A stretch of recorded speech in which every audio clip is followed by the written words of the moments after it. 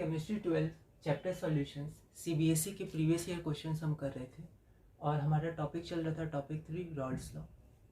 ये question number 30 था जिसे हमने पिछले वीडियो के एंड में देखा था, तो आपने इसे ट्राई किया होगा और अगर आपने नहीं किया तो एक बार आप अभी हल्का सा इसको ट्राई करके देख सकते हैं, उसके बाद हम आगे बढ़ेंगे।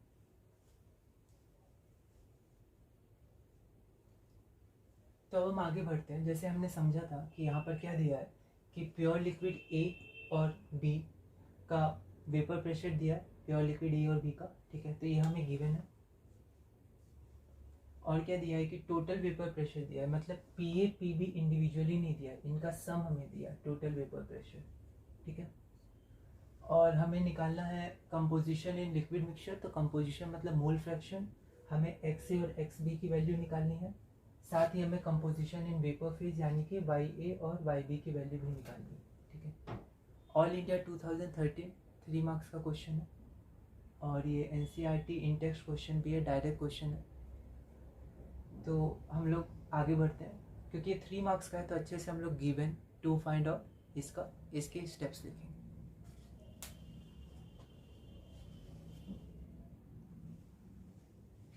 तो यहाँ हम देख सकते हैं गिवन में पी नॉट ए और पी नॉट बी दिया है, जो कि vapour pressure of pure liquid A और बी है। हम लोग चाहते तो एक साथ एक लाइन में भी लिख सकते थे, पर दोनों को लिख दिया सिंबलिक फॉर्म में और यहाँ पे लिख दिया vapour pressure of pure liquid A represent करते हैं। साथ में हमने total vapour pressure P total को 600 mmHg लिख दिया है, जो हमारा गिवन है। तो यहाँ पर पी टोटल हमने बता दिया कि टोटल वेपर प्रेशर को ये डिनोट करेगा।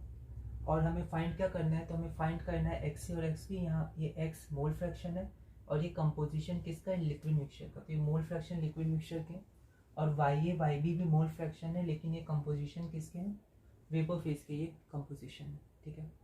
तो अब हम स्टेप बाय स्टेप आगे बढ़ते हैं कि हम लोग इस क्वेश्चन को कैसे सॉल्व करेंगे।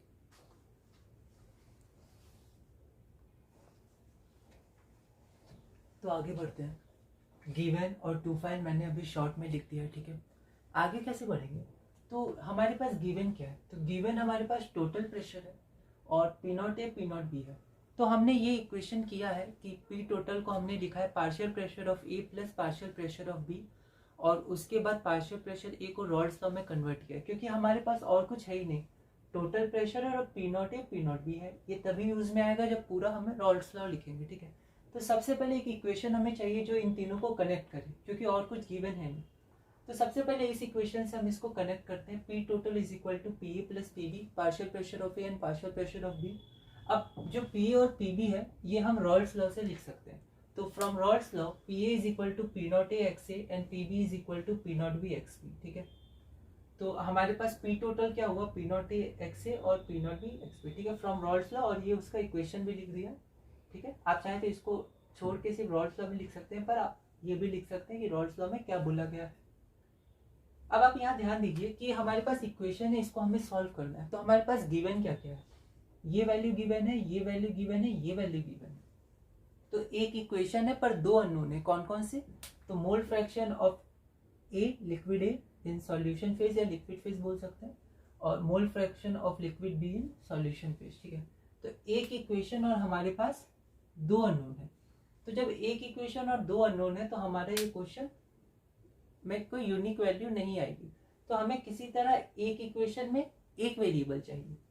तो हमको पता है, हम लोग को पता है कि क्योंकि इस लिक्विड मिक्सचर में दो ही कंपोनेंट है ए और बी, तो उनके मोल फ्रैक्शन का सम 1 आएगा। तो हम लोग एक मोल फ्रैक्शन को दूसरे मोल फ्रैक्शन में कन्वर्ट कर लेते हैं ताकि जो वेरिएबल की संख्या है वो एक हो जाए। तो यहाँ पर एक्स ए को लिख सकते हैं 1 माइनस एक्स बी, और एक्स बी को एक्स बी लिख दिया। अब देखिए, अब अगर इस इक्वेशन में हम लोग देखें तो एक ही अननोन है, पी टोटल पता है, पी नॉट ए पता है, पी नॉट बी पता है, 1 तो कांस्टेंट है, तो एक्स बी एक ही वेरिएबल है ना।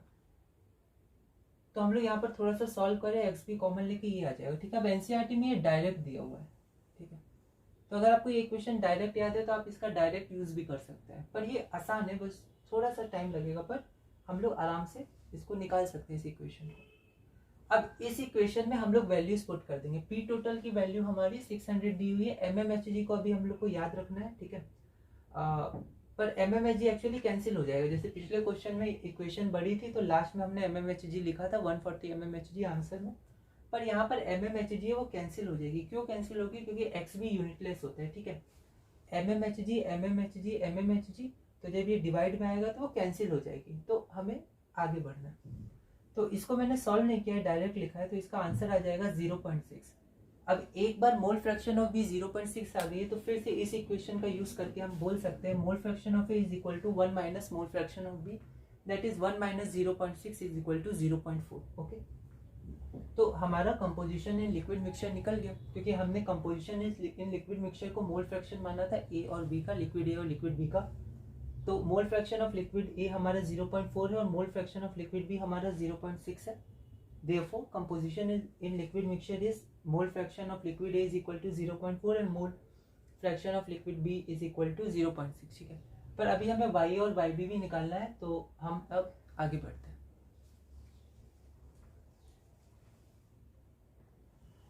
तो यहाँ आप जैसे देख सकते हैं XB 0.6, XA 0.6 और लास्ट में हमने लिख दिया composition in liquid mixture is XA is equal to 0.4 and XB is equal to 0.6।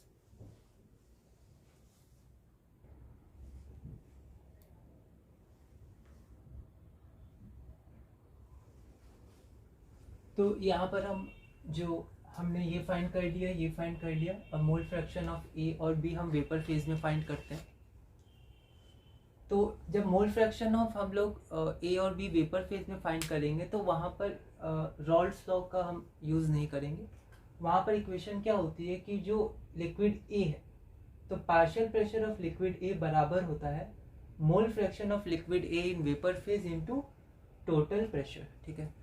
तो वेपर फेज में जितना प्रेशर होगा, ठीक है, उसमें ए का जितना मोल फ्रैक्शन होगा उतना पार्ट उसका पार्शियल प्रेशर होगा। अगर ज़्यादा मोल फ्रैक्शन मतलब ज़्यादा मोल्स या ज़्यादा मॉलिक्यूल्स होंगे वेपर फेज में ए के, तो उसका पार्शियल प्रेशर ज़्यादा होगा। तो इस इक्वेशन से हम लोग आगे बढ़ते हैं। तो जब भी मोल फ्रैक्शन हमें निकालना पड़ता है वेपर फेज में तो ये इक्वेशन, और मोल फ्रैक्शन सॉल्यूशन फेज में तो ये इक्वेशन, ठीक है। तो mole fraction in vapour phase YA है, हमने गिवन में उसको मोल फ्रैक्शन लिखा था, डिनोट किया था। तो PA partial pressure of liquid A in vapour phase equal to mole fraction of liquid A in vapour phase into total vapour pressure of the solution, ठीक है। तो यहाँ से YA बराबर PA बाई P टोटल आ जाएगा। PA की value हमने कैलकुलेट नहीं की थी, यहाँ पर हमने क्या किया था, इसको एक इक्वेशन फॉर्म में लिख दिया था, पर यहाँ हमें कैलकुलेट करनी है। तो PA बराबर क्या होता है, P0A XA। तो यहाँ भी आप लिख सकते हैं रॉल्स लॉ,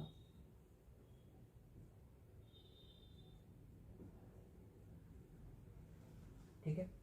तो P0A XA divided by P total, और अब P0A की वैल्यू गिवन में 450 है। XA की वैल्यू, अब देखिए XA की वैल्यू आपने ली कहाँ से, आप चाहे तो बता सकते हैं। तो हमने यहाँ से ली, पर यहाँ को डिनोट कैसे करेंगे, तो यहाँ मैंने इक्वेशन 1 मान लिया, एक ही इक्वेशन मानी है, तो यहाँ लिख देंगे 1 या फ्रॉम 1 गिवन से ये और P टोटल की वैल्यू, और 1 से हमने 0.4 की वैल्यू ली, ठीक है। इसको सॉल्व करेंगे तो YA बराबर 0.3 हो जाएगा, ठीक है। अब उसके बाद आपके पास दो तरीके हैं, ठीक है। या तो आप दोबारा आप लिख सकते हैं ऐसे ही PB बराबर YB इंटू P टोटल, ठीक है, बिल्कुल कंपोनेंट B के लिए partial pressure of component B in vapour phase, ठीक है, वेपर फेज में होता है पर फिर भी partial pressure of component B in vapour phase equal to mole fraction of component B in vapour phase into total vapour pressure of the solution, ठीक है। तो आप फिर से PB निकालिए, P0B XB, और P टोटल यहाँ डिवाइड आ जाएगा डिनोमिनेटर में, YB निकल जाएगा 0.7 ही आएगा।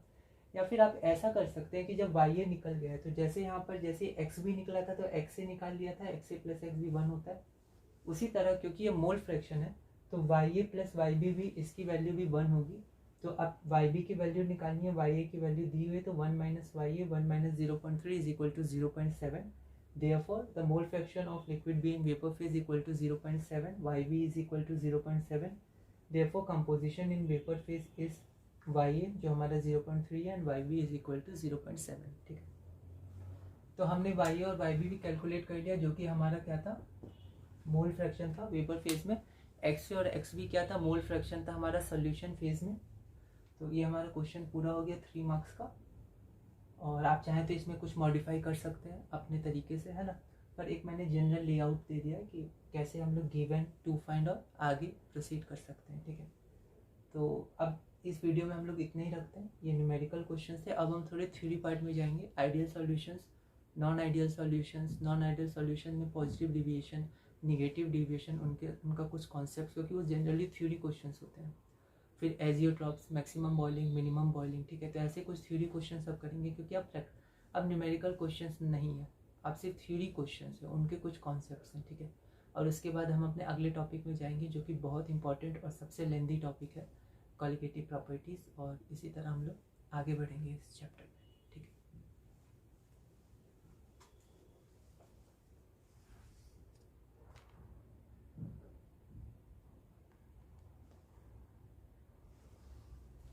तो यहाँ आप देख सकते हैं, लास्ट में मैंने यहाँ लिख दिया है ना। और ये आपका है, और हम लोग फिर अगली वीडियो में आगे बढ़ेंगे।